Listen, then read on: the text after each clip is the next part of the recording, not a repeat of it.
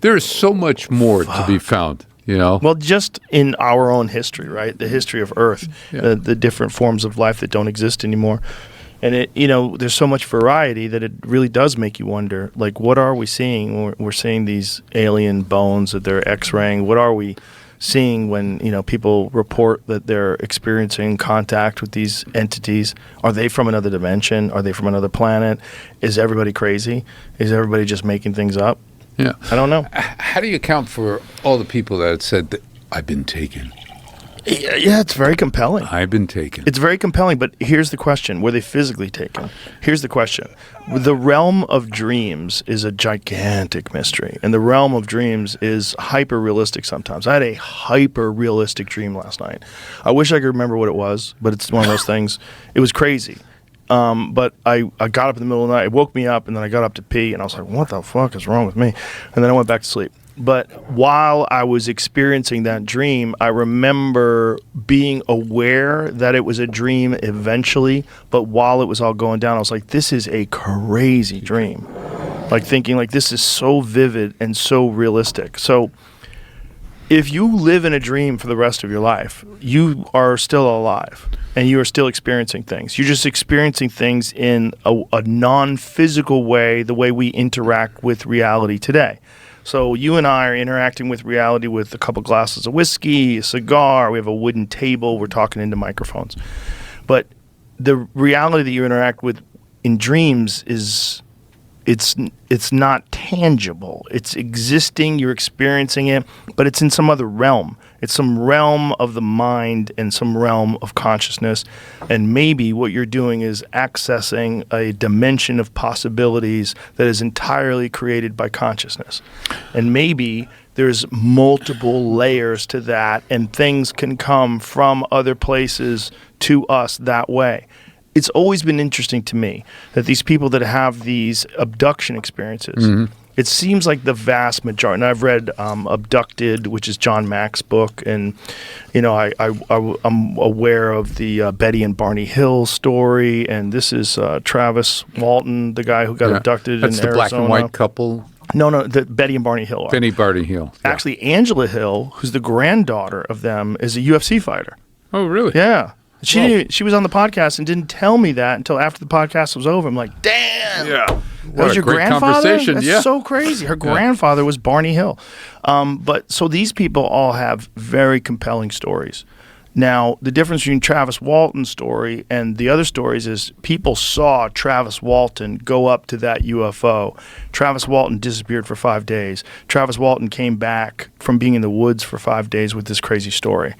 And the other people, most of them, it happens at night, right? And so when you're dreaming, like, who knows what the fuck is really happening? And if you're lying in bed and you get abducted by aliens and they return you to your bed, like, what really happened? Is there a video of you disappearing? Or if we had like a video in that room, would you have the same experience, but your physical body never goes anywhere? So like, what are you really experiencing? Yeah. That's the question. And I'm not doubting that these people have something happen to them, but we do know that when people are dreaming, there's an endogenous release of psychedelic chemicals. There's this crazy experience of dreams and of vivid dreams and lucid dreams. So what is that? And if that is something that can be traversed, is that something that someone can enter into? Is it possible that other intelligence that's different than ours, that's more advanced than ours, that lives in a different dimension than ours, has access to the mind in these exchanges? Yeah, in the subconscious. Yeah, and space, maybe even physically. I'm not even dismissing physical contact, but I'm just saying that many of these cases where people claim to have been abducted happen at night. I don't think that is a coincidence. I think the realm of consciousness is, I think we're very arrogant in our belief that we understand what's going on. We with don't. How we interface with reality. No, we don't. We know we have things that we count on because they're like, every time I come here, I'm pretty sure the same garbage is going to be on this table. It's going to be the same. But I don't think we're really sure with how consciousness interacts with the world and how much of it is real. I agree. In the subconscious space, the question is that when the extraterrestrials invades our space, our It could be. psychiatric space, and therefore gives to us in our brain the perception of everything that we perceive, meaning the alien, the maybe even Bigfoot. extraterrestrial. Maybe Whatever, that's what Bigfoot. everything, But maybe that's everything. what Bigfoot is, Yeah, right? but you think so? Maybe. I mean, That maybe it's our perception, something, unconscious? Maybe it's something you're Subconscious? experiencing that's from somewhere else, or maybe it's your consciousness interacting with reality in a completely alien environment that is guaranteed to give you a heightened sense of anxiety. The woods at night, right? A lot of these people are experiencing these things in the woods at night. Maybe there's a level of consciousness you reach under those circumstances where you interact with things that you ordinarily cannot interact with. And maybe that's why there's a lack of physical evidence in our dimension. Like the physical evidence in our dimension is very limited. One thing that's compelling, and maybe the only thing that's compelling, is dermal ridges that they find on these footprints. So they find these footprints in muck, like where they step in mud and Right. muck and stuff, and they leave behind Imprint. not just footprints, but footprints with dermal ridges like fingerprints, which is very difficult to fake, especially in like the 1970s and the 1980s where some of these things were required. So it's like, I don't know what we're dealing with, but there's enough people that talk about that experience and it makes you pause.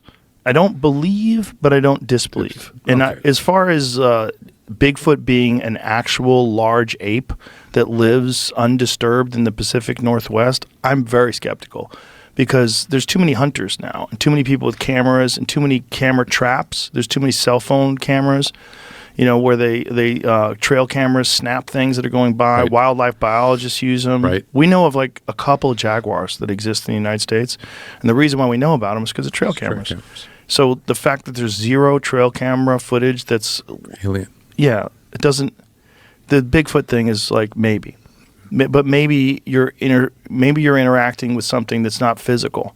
It might be something that's interdimensional or something that you might be looking at the past.